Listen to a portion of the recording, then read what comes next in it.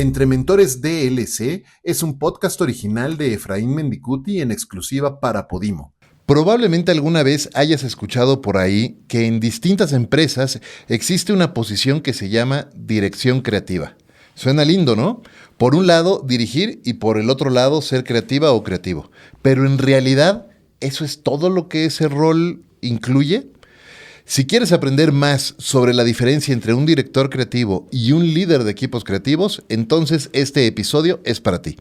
Yo soy Efraín Mendicuti y he creado este espacio para aprender de algunos de los más destacados líderes de pensamiento, negocios, educación y cultura, sus mejores prácticas y recomendaciones para hacer en nuestras vidas de lo cotidiano algo extraordinario. Y esto es Entre Mentores DLC.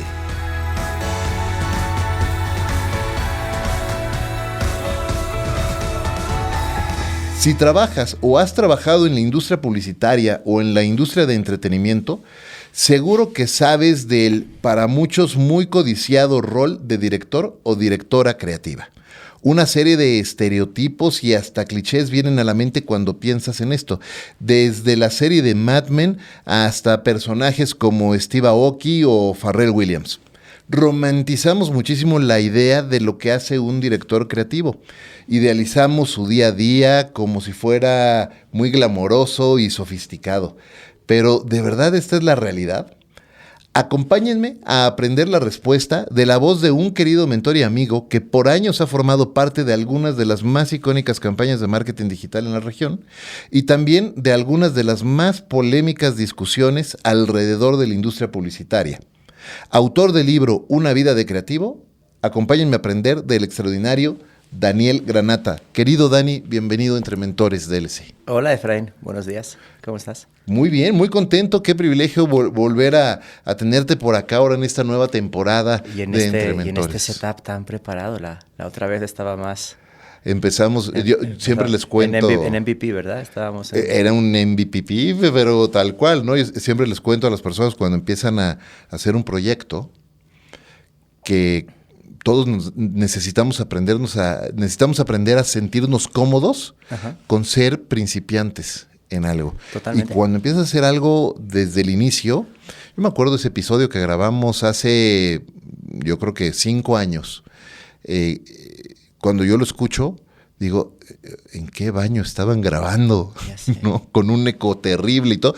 Pero mira, uno va aprendiendo, vamos desarrollándonos y vamos creciendo y haciendo cosas más interesantes. Sí. Pero bueno, esto no se trata de mí, se trata de Dani Granata. Así es que para quienes nos están viendo y escuchando y a lo mejor no conocen de Dani, danos un recap rápido. ¿Quién es Dani Granata y cuál es el camino que has recorrido, que te ha traído hasta este momento en tu vida y en tu carrera?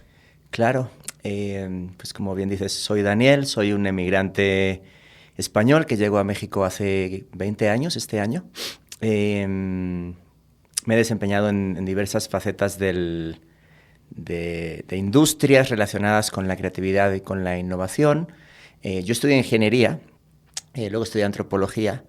Siempre suelo contar de forma muy preciada el hecho de que soy inmigrante, lo cual me hizo entender la realidad de otros lugares con existencias y costumbres y ritos completamente distintos a los del lugar del que yo venía y a los que me tuve que adaptar, ¿no? Y siempre lo cuento eso desde el lugar no de la nostalgia y de la qué pena o qué bonito, sino más bien desde el lugar de, creo que es algo muy necesario para luego trabajar en comunicación, el desarrollar tu empatía y el entender que hay universos complementarios a aquellos de los que uno viene, ¿no?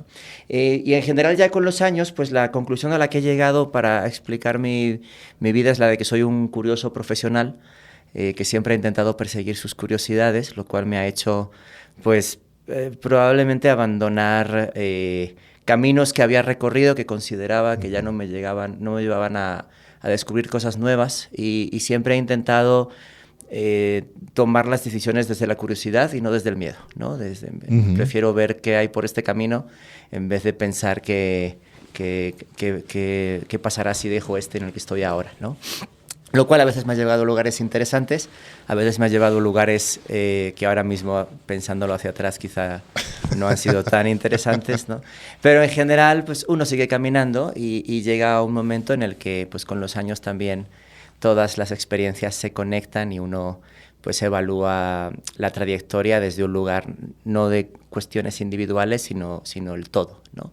Entonces sí, hoy pues digo, trabajo a tiempo completo en una startup fintech, y trabajo a tiempo parcial como TikToker mediocre, ¿no? Entonces son las cosas, aparte de como padre y esposo, es en lo que me desempeño, ¿no?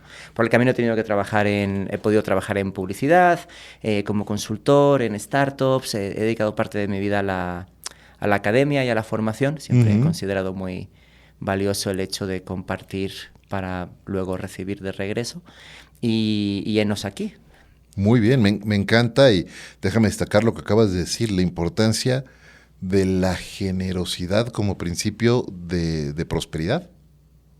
Es decir, cuando uno sale a compartir su conocimiento, su tiempo, y es generoso con eso, como lo acabas de decir, ves, bueno, lindo compartir, y eso te abre las puertas también a recibir más cosas. Sí, porque en general yo una cosa que ya a mis años puedo ver es que probablemente las personas que estén iniciando hoy en alguna disciplina creativa no tienen las oportunidades de mentoría que tuve yo cuando tenía la edad que tienen esas personas ahora, ¿no? Y por mentoría no me refiero a que alguien te acoja así bajo su seno ni nada. Muchas veces hay personas que son tus mentores aunque ellos no lo sepan, ¿no? Por supuesto. Y uno toma y roba y toma prestado de aquí y de allá. Pero siento que había un factor antes que tenía que ver con la presencialidad, en el hecho de estar trabajando cerca de gente que, aunque no fueran necesariamente las personas más cálidas, pero viéndolas uno podía aprender, ¿no? Y viendo cómo resolvían situaciones, creo que eso se ha perdido hoy. Y entonces por el camino yo me he encontrado a mucha gente muy generosa con su tiempo y con sus enseñanzas para conmigo, ¿no? Y una de las cosas que siempre cuento así ya como batalla de señor gritándole a la nube, ¿no? Es de esas ocasiones hace, no sé, 30 años en que uno mandaba un correo a alguien que admiraba por algún motivo, ¿no? Esperando que contestara, y nunca contestaban, ¿no? Y yo decía, ¿qué te costará mandar un mail? ¿No? No es como que además hace 30 años hubiera muchos mails, ni mucho menos, ¿no? O sea, que si no lo contestas es básicamente porque no quieres, ¿no? Y siempre he intentado no ser esa persona. O sea, a veces respondo muy tarde, pero siempre intento no dejar un mail de alguien que necesite algún consejo sin responder, porque yo me he visto de ese lado y es muy ingrato. Totalmente. A mí lo que me pasa con eso es que recibo algún mail o algún mensaje por LinkedIn, por ejemplo. Y yo que la mitad de mi carrera me he dedicado más hacia las ventas, ¿no? En plataformas. Y me escribe alguien para vender algo. Y la primera reacción es, no tengo tiempo de responder esto, estoy ocupado, no es el primer pensamiento. Inmediatamente viene un cortocircuito que me dice, no, espérame, tú estás en ventas, tú has hecho esto, ¿no? Y es horrible que no te respondan. Entonces, por lo menos tener la decencia, el gesto decente de responder, oye, gracias por tu interés, mira, en este momento no puedo tomar esto, hablemos en tal fecha, o en una de esas te encuentras una joya también, y hay que poner atención. A mí me gusta mucho compartir un dicho que es, nadie es tan pequeño como para no ser escuchado, ni nadie es tan grande como para no escuchar a otros. ¿No? Buen dicho. Oye, Dani, hablemos de la carrera de creativo, porque ahora y desde hace unos años te has involucrado más en el mundo del startup, pero también has hecho y ejercido una carrera como director creativo de muchísimos años también. Y lo que decía en la intro, a veces se romantiza, ¿no? Romantizamos el rol de lo que es ser un director o una directora creativa. ¿Y por qué no nos cuentas un poquito, ¿no? ¿Qué es en realidad, qué hace un director creativo? Y después quiero profundizar en eso y empezar a hablar de algo que yo sé que a ti te es muy importante, porque además hasta acabas de compartir y acabas de facilitar un curso en esto, un programa de entrenamiento en esto, y es, ¿cuál es la diferencia entre un director creativo y un líder de equipos y de personas que desarrollan creatividad? Que son, desde mi punto de vista, habilidades, experiencias y recursos francamente distintos. Cuéntanos un poco. Sí, es una faceta que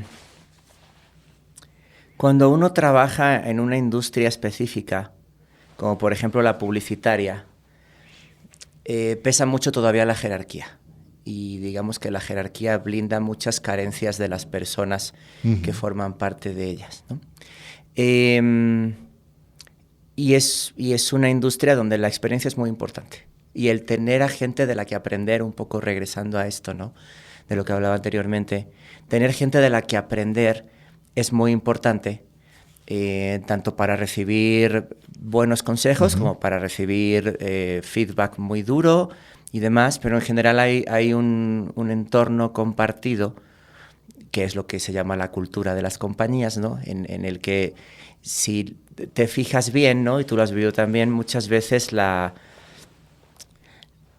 desde esta perspectiva cultural, lo más relevante, por ejemplo, de una agencia de publicidad no es cuántos premios gana, sino la cultura en la que eso luego sucede como una consecuencia, ¿no? Entonces, a lo mejor hay agencias a las que les va muy bien en premios este año y dentro de 5 ni siquiera existen o nadie sabe ni que existieron. Y hay compañías que ganen premios este año o no, o lo que sea, es irrelevante porque son lugares de los que muchas personas con talento quieren ser parte, porque hay una cultura traducida en una serie de hechos, de mentoraje, y que al final uno sabe que si pasa por ahí, así sean 6 meses o 6 años, va a ser una persona mejor en aquello a lo que se quiere dedicar, ¿no? Entonces, en ese sentido, la cultura se expresa a través de los actos de las personas que lideran la compañía. Uno de los mayores problemas que tienen las compañías publicitarias hoy es que en su mayoría están dirigidas por financieros y no por personas que vengan del área creativo. Cuando ves, por ejemplo, que la agencia más relevante probablemente ahora mismo en México a nivel de escala, que es VML, ¿no?, que antes era Guayanar, y que es una compañía que es dirigida por Héctor García Maldonado, que fue durante muchísimos años querido amigo, director general creativo y vicepresidente creativo de múltiples agencias, ¿no? Y el hecho de que las agencias independientes más interesantes, como puedas poner Montalvo o Bombay, hagan trabajo interesante, tiene que ver con el hecho de que están, pues es importante lo financiero, pero no descuidando el producto creativo, ¿no? Entonces hay una intención. Y esa es la cultura que para quienes llegan a esas compañías pueden aprender, ¿no? Cuando una compañía únicamente lo que mira son los números, y lo que intentan es optimizar una hoja de Excel, pues entonces todas las decisiones están basadas en optimizar eso, ¿no? Y probablemente no vas a aprender mucho ahí desde una perspectiva de líder creativo, porque lo que vas a estar es priorizando todo el rato el hecho de sostener el balance financiero de la compañía a final del año, ¿no? Entonces, en este contexto, pues quienes ya tenemos más años y experiencias, pues podemos lidiar mejor con esto porque podemos traducir cosas que hemos aprendido en otros lugares a estos contextos nuevos que están sucediendo, ¿no? También las startups y demás. Pero para la gente que llega hoy a la industria es muy difícil porque no tienen de quién aprender, tanto como a lo mejor tuve yo la oportunidad o tú en tus pasos por las múltiples compañías, ¿no? Entonces, esto es como el primer preámbulo, ¿no? Entonces, en ese preámbulo uno tiene como una cierta experiencia y ascendencia y galones ganados, ¿no? Y una cosa que yo siempre cuento, porque fue muy dolorosa pero muy rica al mismo tiempo, fue la primera vez que yo trabajé en startups. Trabajé en Platzi, que es una plataforma de educación en línea, sobre todo cosas que tienen que ver con marketing y tecnología e idiomas. Y pues yo llegué a la compañía un poco con la intención de ejercer el liderazgo que yo había aprendido en agencias de publicidad, ¿no? Y dentro de una agencia de publicidad hay una tipología específica de la persona que trabaja en una agencia y el liderazgo como tal lo puedes adecuar, ¿no? En una startup es completamente distinto. Primero porque el objetivo de la startup es sobrevivir. Y entonces, en ese sentido, ves a un montón de gente, además, que tienen perfiles distintos, orígenes distintos, motivadores distintos. Y pues claramente mis habilidades de liderazgo de agencia no servían para nada en un entorno completamente distinto. Y siempre digo que fue una curva de aprendizaje muy dolorosa y muy dura el aprender que yo como manager era muy mal manager, ¿no? Para ese contexto específico. Sobre todo porque además no te basta solo con la charla inspiradora, sino que tiene que ir acompañada de acciones, ¿no? O sea, si piensas, por ejemplo, en el personaje icónico publicitario de los últimos 15 años, que es Don Draper.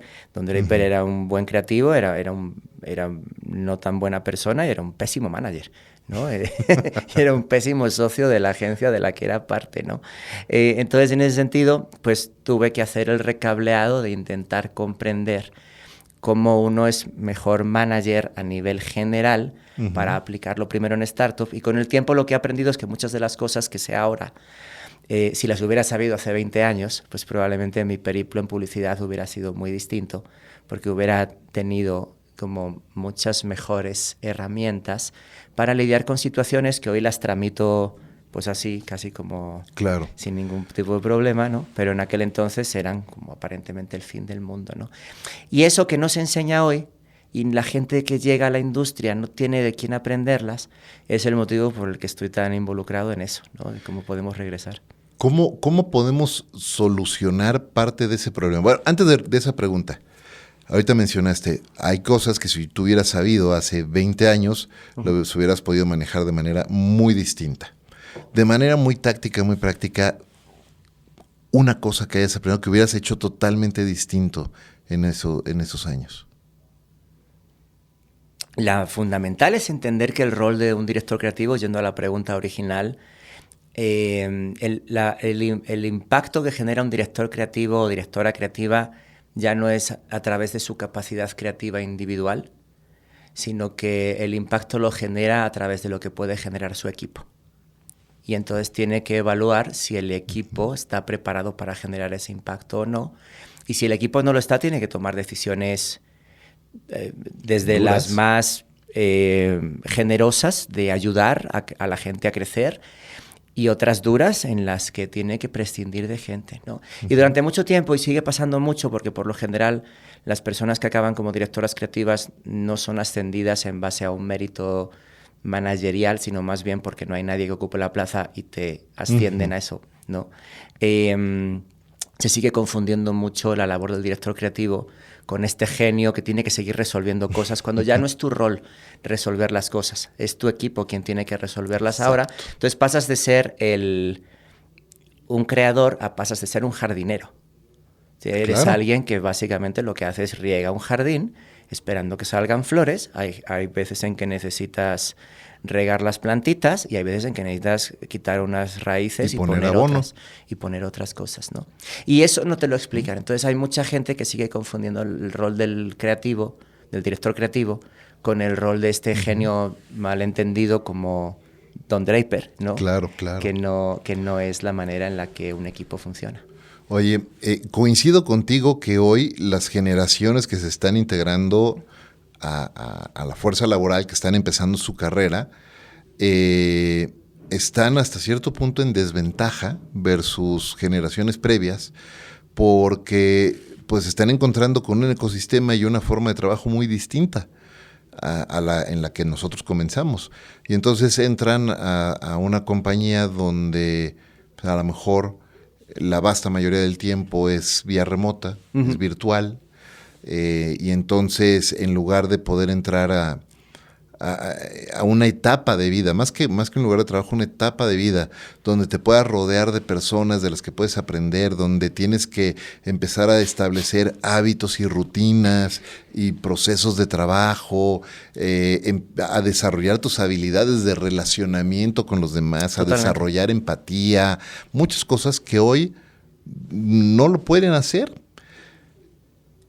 Desde tu punto de vista, ¿cómo podemos, desde las empresas, pero también las personas, hacer un cambio en ese sentido? ¿Cómo podemos mejorar eso? Claro, es que yo siento que hay como varios factores aquí que confluyen, ¿no? Yo, por ejemplo, cuando me toca reclutar personas y la primera pregunta cuando le pregunto, ¿tienes alguna pregunta? Y lo primero que te preguntan es si el trabajo es 100% remoto, es como creo que por aquí no es. Porque uno de los factores por los cuales mucha gente escoge un trabajo es, uno, por el sueldo, y es imprescindible tener un sueldo que te permita vivir en unas condiciones dignas, ¿no? Segundo, si es remoto o no, es una pregunta completamente legítima, pero un trabajo es más que lo que haces, es el impacto que tú generas hacia la empresa que te contrata, que esa es una de las cosas que luego la gente no entiende, sobre todo en países latinoamericanos, a la hora de cuando salen estas gráficas de México es el país que más horas trabaja en el mundo, y es como, sí, pero ese no es, y eso se traduce en que cuando alguien quiere pedir un aumento dice, es que trabajo mucho, pero uno no está en un trabajo para hacer el trabajo que le corresponde, sino para generar impacto. O sea, lo que se mide es el impacto que genera a través de las horas que emplea, ¿no? Entonces, cuando tú estás en este contexto, el tema de lo remoto o no y el tema del sueldo son importantes, pero las empresas y a veces la presencialidad, y por eso yo no cuestiono cuando una empresa quiere, por ejemplo, poner 2 o 3 días híbridos, 2 o 3 días presenciales a la semana, es que una empresa, además de esto, es un lugar donde tú puedes aprender viendo a otras personas hacer el trabajo porque ya recorrieron el camino que tú quieres emprender ahora. Y segundo, una empresa es importante porque es un lugar donde tú puedes cagarla con el dinero de otros, que es algo muy importante si tú luego quieres emprender, ¿no? En esta cosa icónica de quiero emprender y demás, ¿no?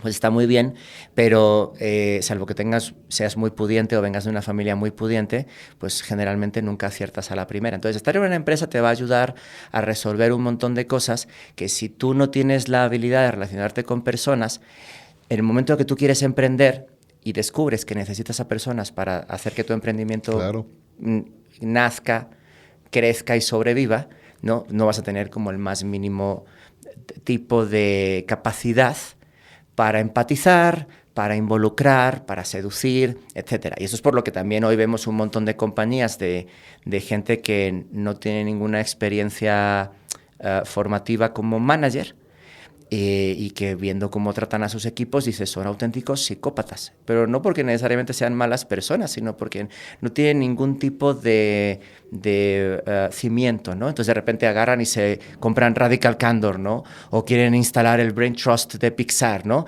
Pero claro, para poder hacer eso, primero necesitas construir con las personas con las que trabajas seguridad psicológica y confianza, ¿no? Y si no lo haces primero, cuando tú aplicas feedback como el que te dicen que des en Radical Candor, ¿no? Que es un libro muy famoso, pues de repente lo que haces es destruir espíritus de otras personas que casualmente trabajaban contigo en la misma empresa, ¿no?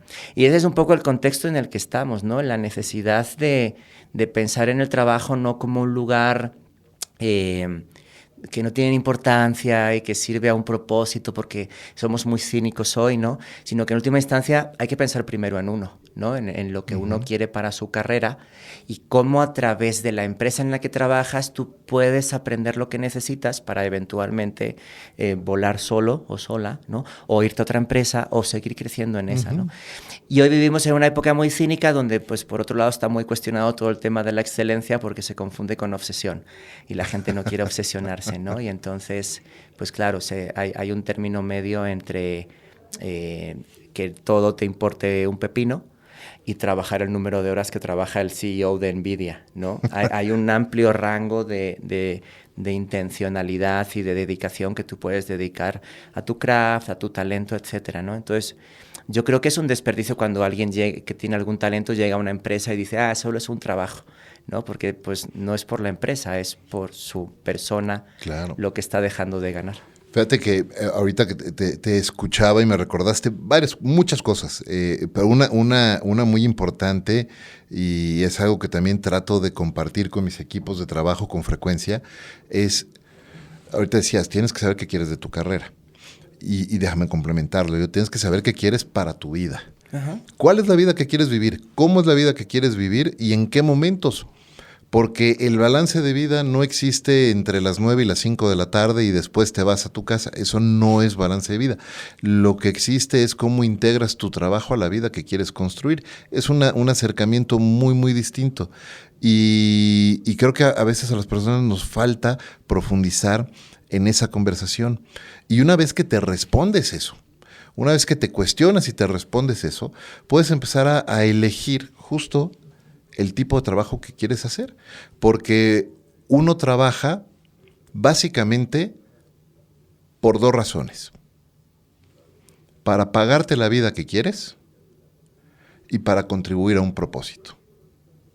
Así de simple. Lo ideal es que puedas encontrar un trabajo o crear un trabajo en el que puedas hacer las 2 cosas. ¿Y por qué lo subrayo así? ¿Por qué lo menciono de esta manera? Porque con gran frecuencia muchas personas, como lo que explicabas ahorita, toman un trabajo pensando en, bueno, con esto gano para mis gastos y se acabó y no voy a irme ni a trabajar mucho, ni voy a ir a ganar el sostén y nada más. Uh-huh.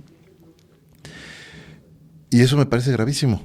Me parece gravísimo porque es cuando te encuentras a gente que este movimiento del que tanto se habla de la renuncia silenciosa y que pues están cubriendo el mínimo indispensable para poder cobrar su salario y se acabó.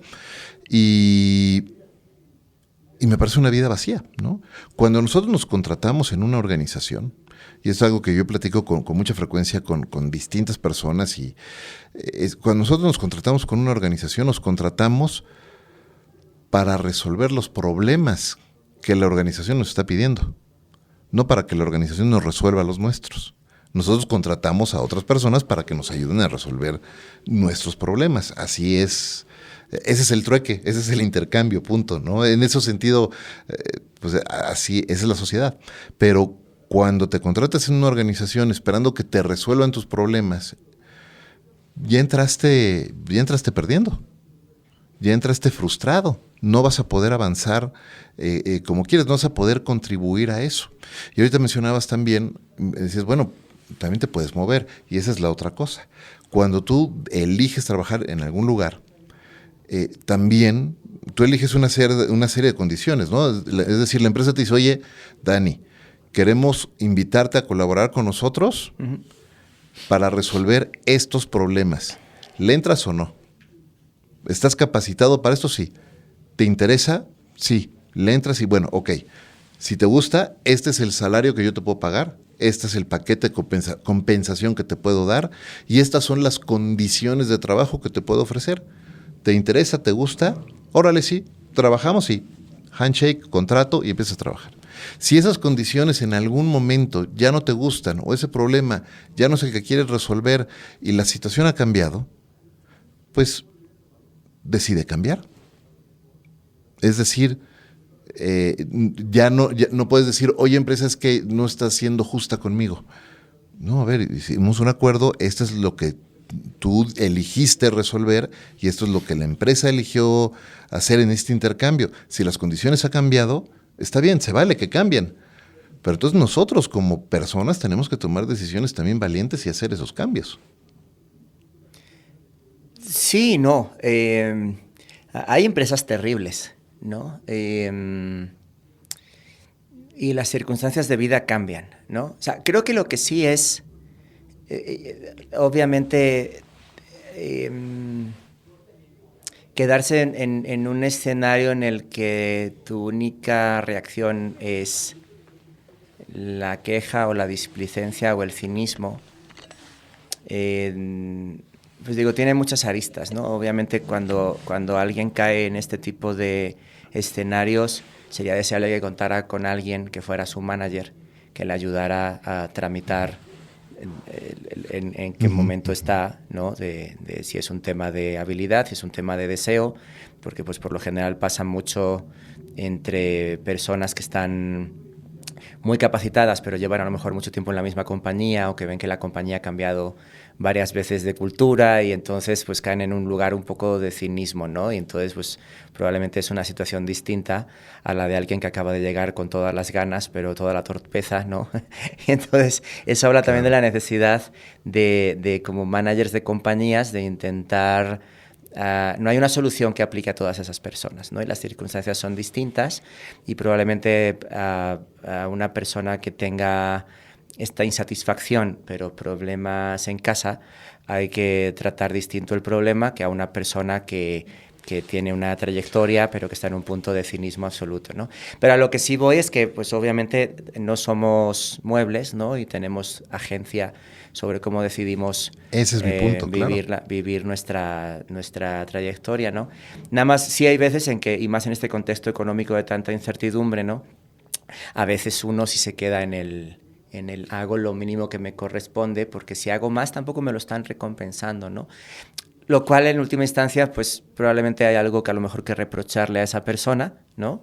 Pero creo que también habría que mirar hacia el lado de la empresa de qué está pasando, ¿no? De por qué esa persona de repente tiene una mayor carga de trabajo que no está viéndose remunerada o recompensada en cuanto a la claridad, ¿no? Porque sí veo que muchas veces el problema de las personas que trabajan en compañías no es tanto de carga de trabajo, sino de entendimiento, porque nadie se lo explica, de cómo esto repercute a favor mío en mi carrera o en mi salario o lo que sea, ¿no? O sea, si tú no das como claridad en el path de carrera que tiene esta persona, pues la persona al final empieza a cuestionar también aquello a lo que se dedica, ¿no? Porque pues deja de tener significado, por así decirlo, Claro, ¿no? claro. Entonces habla de nuevo de muchas veces a lo que decía, ¿no? Hay empresas que aunque se firme o se haga un apretón de manos, ¿no?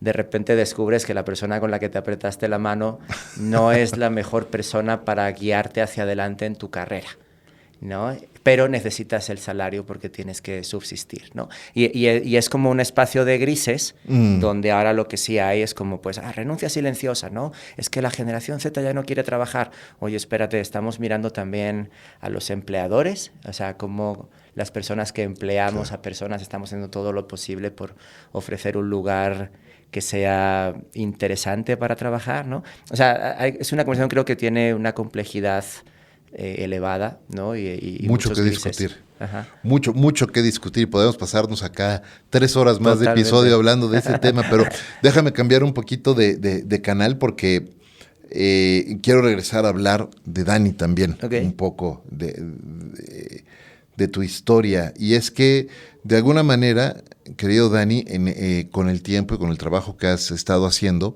pues te has convertido en una persona que la gente sabe, dentro de la industria en la que estamos, la gente sabe de Daniel Granata, del trabajo que ha realizado en el pasado.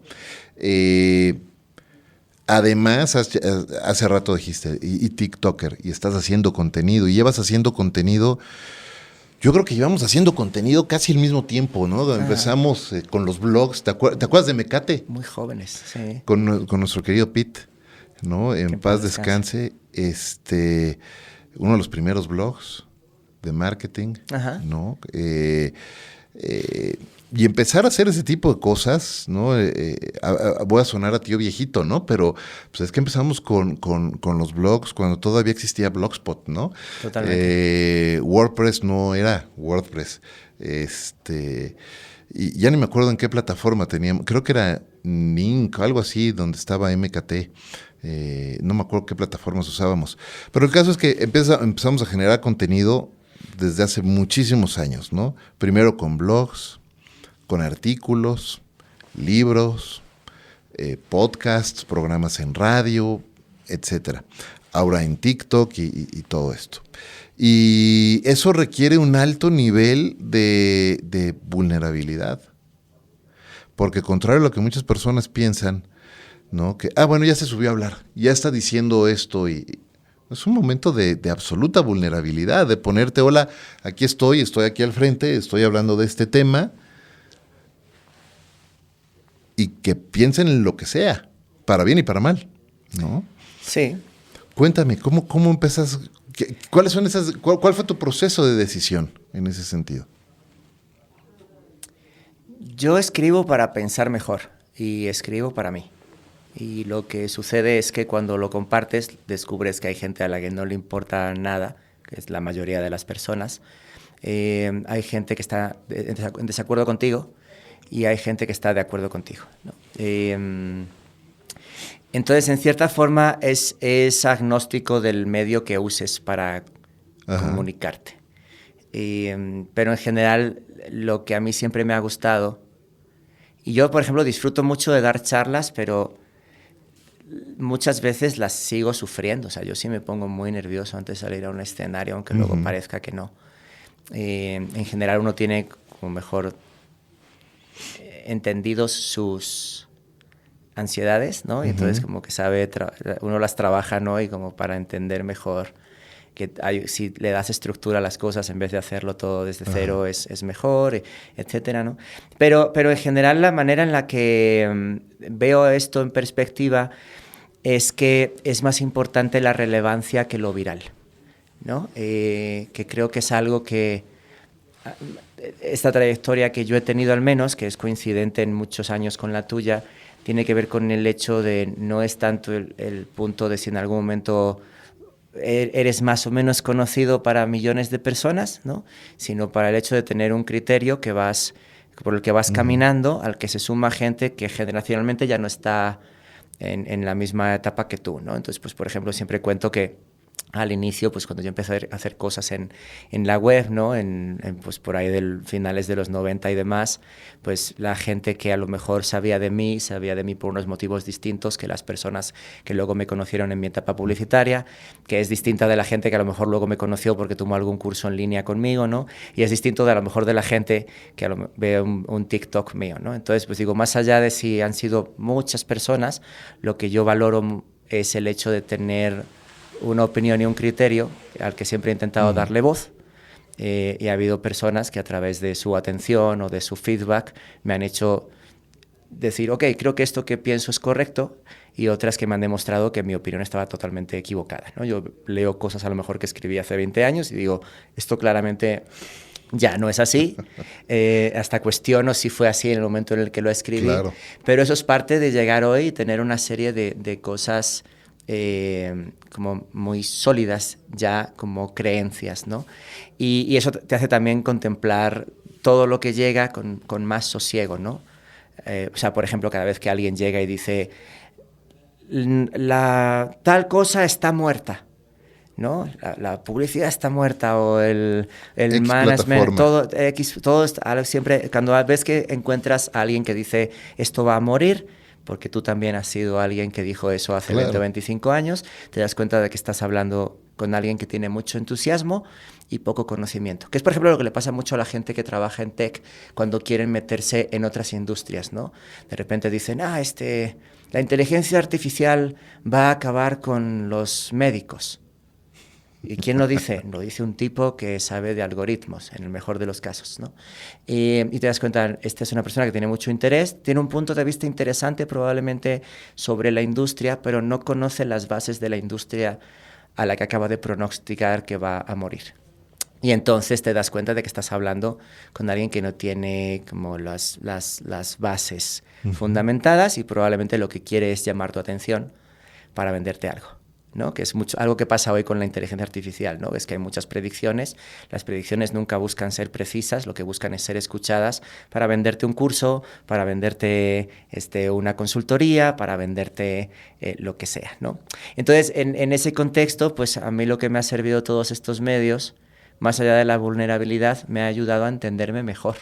Creo que uno se expone para entenderse mejor a sí mismo. Si lo haces por la validación externa, que es el motivo por el que yo creo que alguien debe crear. Uno crea porque le nace, en el formato que sea, ¿no? Así sea cocinando, escribiendo, lo que sea. Si tú creas o publicas por la validación, lo vas a pasar muy mal, porque la validación muchas veces no llega, y a veces, aunque llegue, si el algoritmo cambia, entonces pues de regreso llega la frustración, que es lo que le pasa a muchos y a muchas youtubers muy jóvenes, ¿no? Siendo personas con 15, 16 años, tener la validación de millones de gente que le daban likes a los vídeos, y de repente un día el algoritmo cambia y donde te llegaban millones, ahora te llegan cientos de miles, ¿no? Pues para tu estabilidad emocional es un martillazo, porque estás perdiendo aquello que tú considerabas que era la validación que tenías, ¿no? Y te cuestionas, ¿no? De si realmente soy válido para esto o no, etcétera, ¿no? Cuando el valor no está en que la gente te lo valide, sino en el hecho de que tú lo hiciste y lo publicaste. Eso es lo más bonito. De acuerdo. Totalmente de acuerdo contigo. Todavía no me acuerdo en qué año grabamos ese episodio, para haber sido 2020, 2019. Fue antes de la pandemia, ¿no? Fue antes de la pandemia, sí. Antes de la pandemia. Sí, fue 2019. 2019, creo. Ajá. Y en 2019, ya 6 años nada más, te preguntaba, ¿no? Con toda la experiencia que tenías hasta ese momento y todo lo que habías aprendido, si pudieras visitar al Dani del pasado, ¿en qué momento de su vida lo visitarías y qué le dirías? Y ahora te vuelvo a preguntar, Con todo lo que ahora ya sabes y claramente un Dani mucho más maduro en una posición de vida, en una etapa de vida muy distinta, ¿qué le dirías? ¿En qué momento de tu vida regresarías? Si mal no recuerdo, en aquel entonces me comentaste algo sobre regresar a Cáceres. Pero, Sí. ¿qué harías en ese momento? No me acuerdo qué respondí.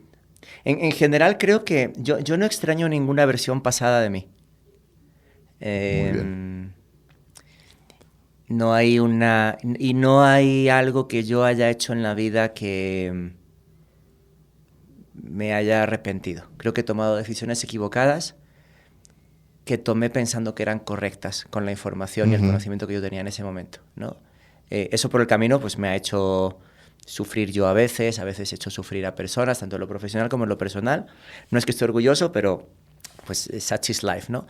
Pero en general creo que hacia atrás lo que he llegado a la conclusión es de que probablemente no hay nada que yo pudiera decirle a ninguna versión del pasado que me fuera a hacer caso. Porque siempre hice al final lo que yo consideraba que tenía que hacer. Y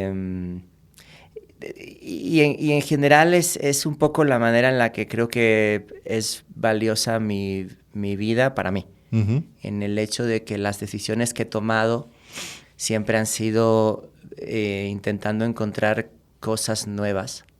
Y mi problema en general en la vida ha sido que muchas veces la atracción por algo nuevo me ha sucedido cuando estaba pasando algo muy interesante en el momento presente. Y me he perdido de disfrutar eso. Entonces, a la larga, lo que ves hacia atrás es, probablemente hubiera podido disfrutar más estos momentos, o haber estirado más esta relación, o haber intentado subsanar relaciones, ¿no? De las que me he ido profesionalmente a veces dando un portazo muy notorio, ¿no?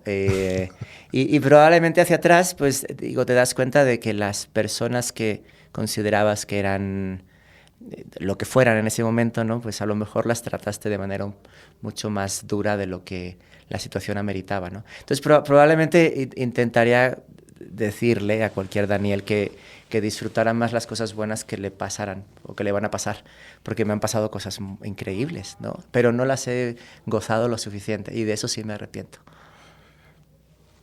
Típicamente nos arrepentimos de lo que dejamos de hacer, ¿no? Sí. Y más frecuente que no, las cosas que dejamos de hacer precisamente tienen que ver con disfrutar el momento, disfrutar la vida que estamos teniendo, hacerlo, vivirla con gratitud, reconocer lo que ya tenemos. A veces estamos trabajando con tanta intensidad e intencionalidad en construir lo que queremos. Parecemos caballos de carreras, ¿sabes? Como que lo que está pasando increíble ahora, metafóricamente, no es nada más que como pararte en medio de la autopista a poner gasolina y comprarte un sándwich, en vez de disfrutarlo como lo que es, pero tú estás ya pensando en lo siguiente.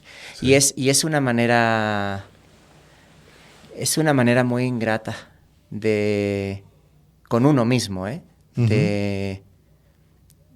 de vivir, porque pues no eres capaz de saborear esos momentos, ¿no? Totalmente. Dani, estamos en la recta final del episodio. Antes de las últimas preguntas, ¿dónde las personas que nos están escuchando, viendo, pueden conectar contigo? En TikTok, @Dani Granata, en LinkedIn, y ya son las únicas redes en las que ejerzo actualmente. Muy bien. Hay que hacer un streamline ahí, hay que estar siempre enfocados en algún lugar ya. ¿Cómo vamos aprendiendo de esas cosas también, verdad? Con el tiempo. Totalmente. Oye, hábitos y rutinas. La pandemia nos sacudió a todos y a todos nos cambió muchas cosas. Nos cambió las prioridades en algunos casos, nos hizo aprender o darnos cuenta de cosas que estaban a lo mejor mal balanceadas, mal equilibradas. Después de eso, y además esta pregunta suena hasta rara porque ya fueron muchos años después, ¿no? ¿Qué hábitos y qué rutinas ha desarrollado Dani al día de hoy que te ayudan a hacer todo el trabajo que haces?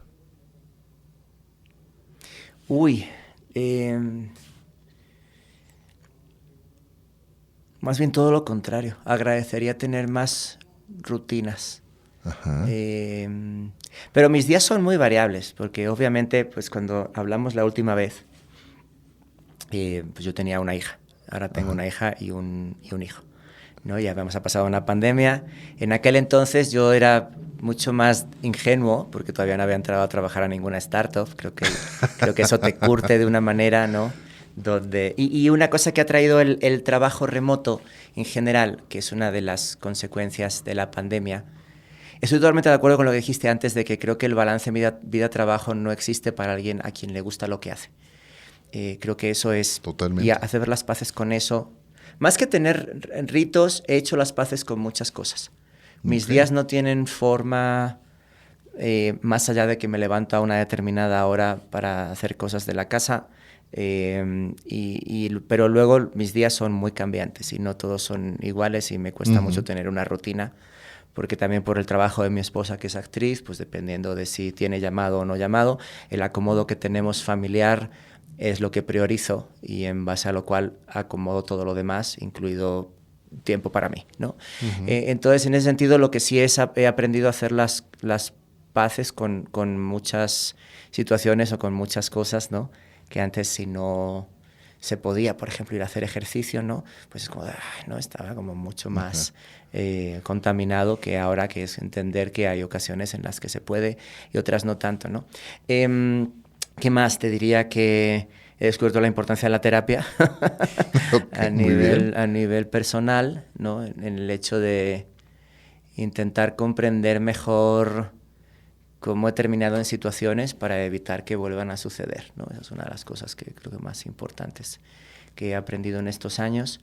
Y luego creo que es valioso pues digo, las cosas que te dan la experiencia de los años, ¿no? De a través de lo que hacen otras personas, descubrir que tú también fuiste así en algún momento, pero ya no lo eres, para bien y para mal, ¿no? Y hacer las paces con ello, como que uno se sofoca menos en una ciudad además tan complicada como esta en la que vivimos. Llega un momento en el que tenemos que hacer las paces en ser ya la generación mayor y no los jovencitos, ¿no? De hace muchos años y ni modo, amigo, el tío Dani, ya. Que está bien. Está muy bien. Que está bien. Por ejemplo, yo sí recuerdo mucho cuando yo empecé a hacer TikToks, y lo hice por un motivo estrictamente profesional, porque necesitaba reclutar una agencia que se dedicara a hacer eso para el lugar en el que yo trabajaba en ese momento. Y dije, pero no sé nada, porque mis criterios eran los clichés de es una plataforma donde la gente baila y hace payasadas, ¿no? Y entonces fui a hablar con nuestra querida amiga Isa García Liébana. Si llega a ver esto, te mando un abrazo. Te mandamos un abrazo. Y entonces claro dije, oye, quiero hacer esto, ¿no? Y dije, no va a ser mucho cringe que yo esté en TikTok. Me dice, lo único cringe es si llegas y dices que no quieres dar cringe a la cámara. Eso sí es muy cringe, ¿no? Pero lo que vas a descubrir, como efectivamente pasó, es que hay millones de verticales de contenido donde hay gente de todas las edades compartiendo de todos los temas, ¿no? Totalmente. Entonces, como que esta idea que nace a partir de que los millennials, creo que las generaciones son etiquetas inventadas, evidentemente, ¿no?